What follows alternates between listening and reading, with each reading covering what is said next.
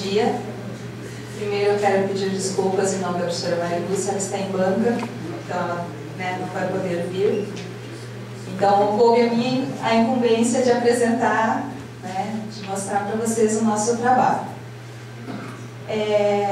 Ele surgiu do projeto de dissertação do mestrado que eu estou fazendo agora, que é Patrimônio Cultural e Sociedade. A professora Maria Lúcia é minha orientadora, e a gente montou um projeto que contemplasse a parte, um dos projetos que ela já tem desenvolvendo na instituição.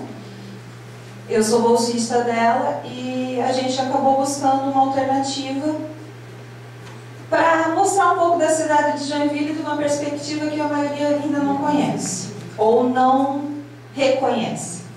Então, nosso trabalho é Paisagem Cultural e Desenvolvimento, um estudo da cidade de Joinville.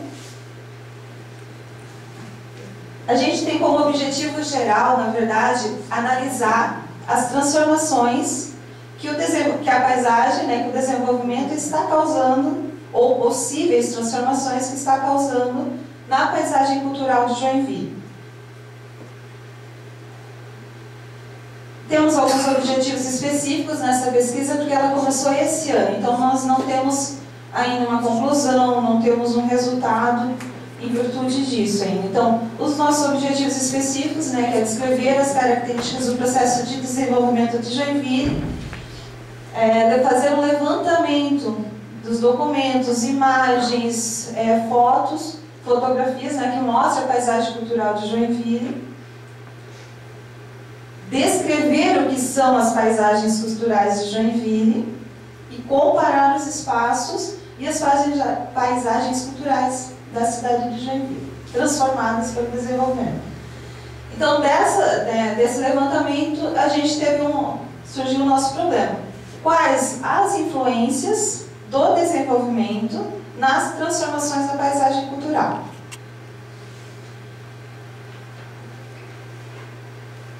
O porquê disso, O porquê dessa pesquisa, o porquê dessa...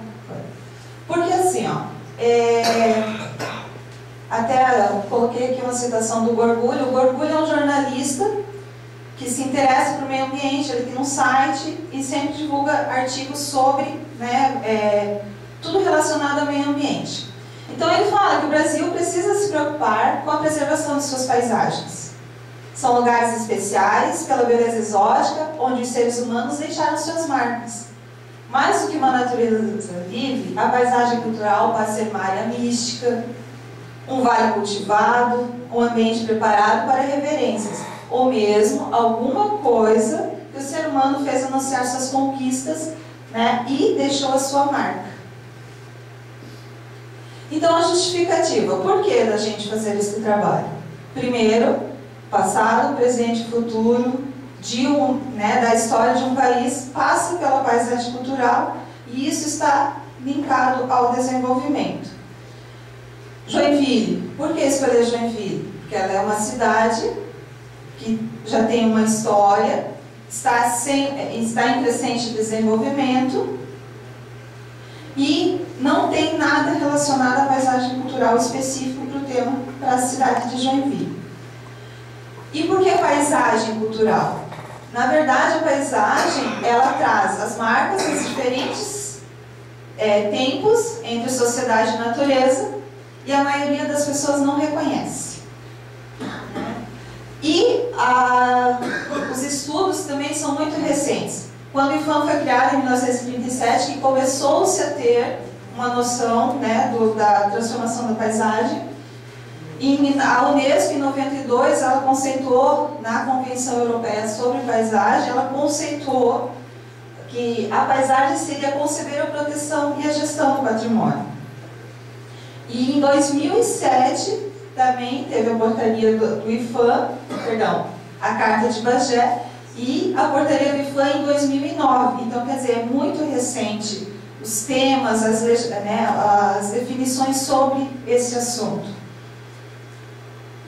Então, a Unesco aqui no Brasil, ela tem o objetivo justamente disso, de adotar estratégias de desenvolvimento capazes de respeitar e promover a diversidade cultural o direito à cultura, o diálogo intercultural e a cultura da paz e preservação do patrimônio cultural.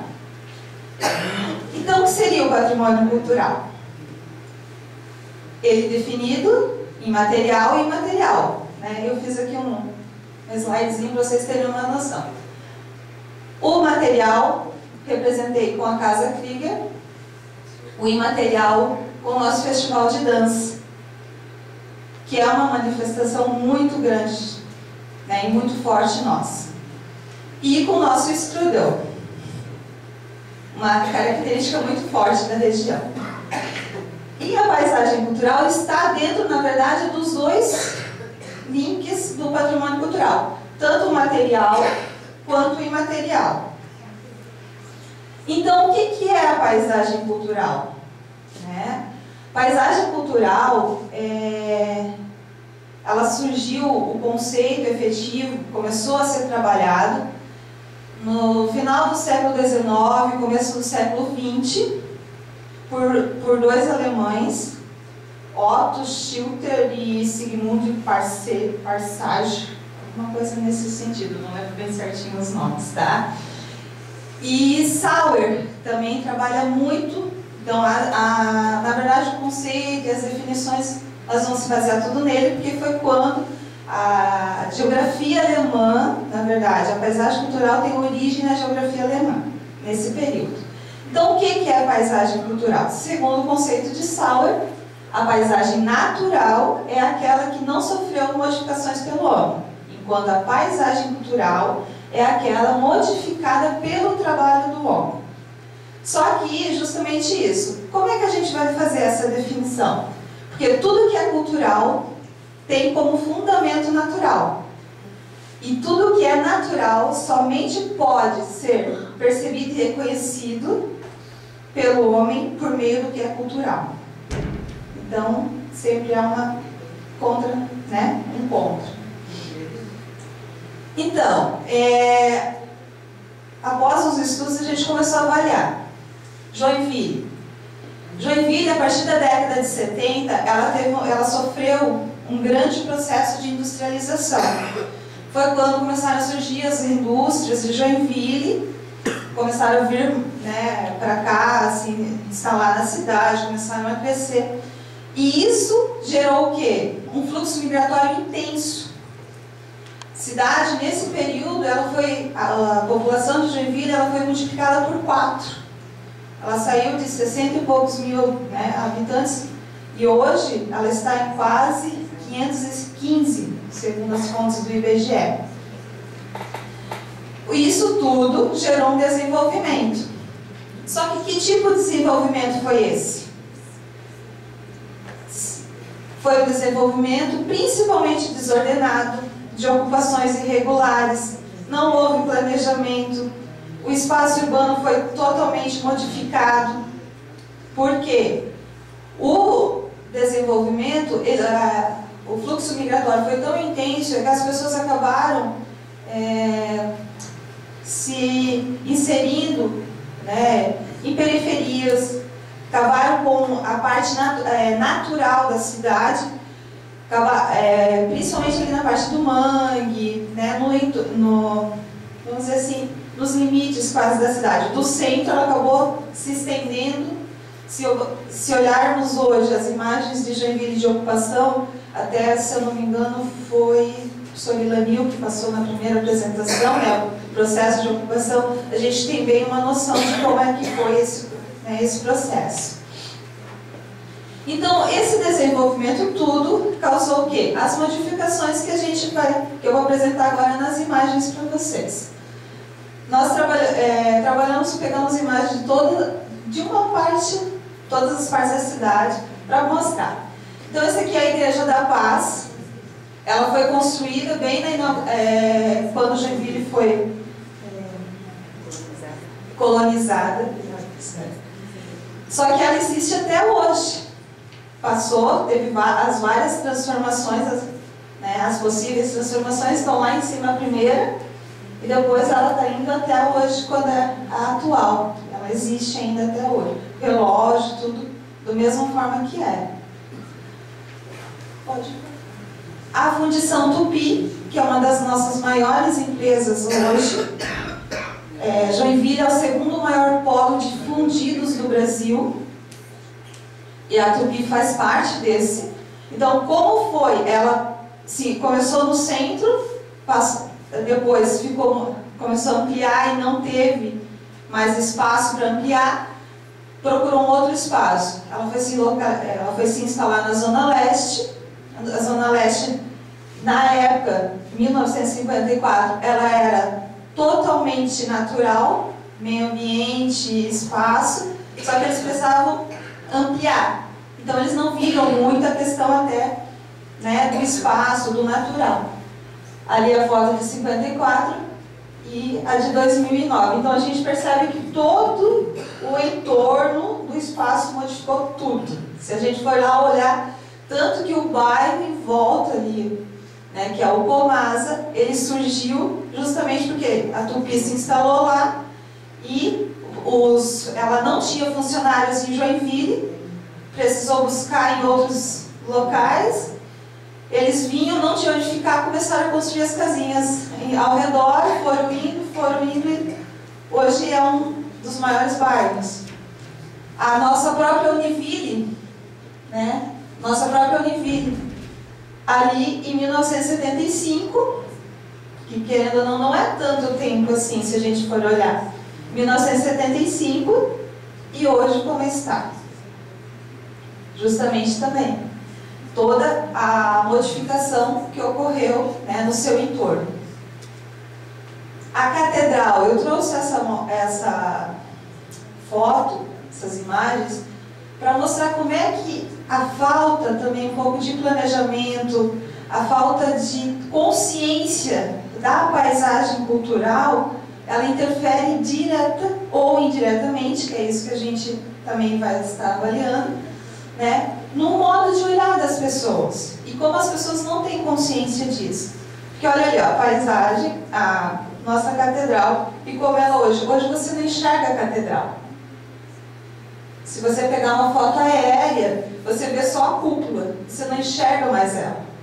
E ela é um monumento lindíssimo.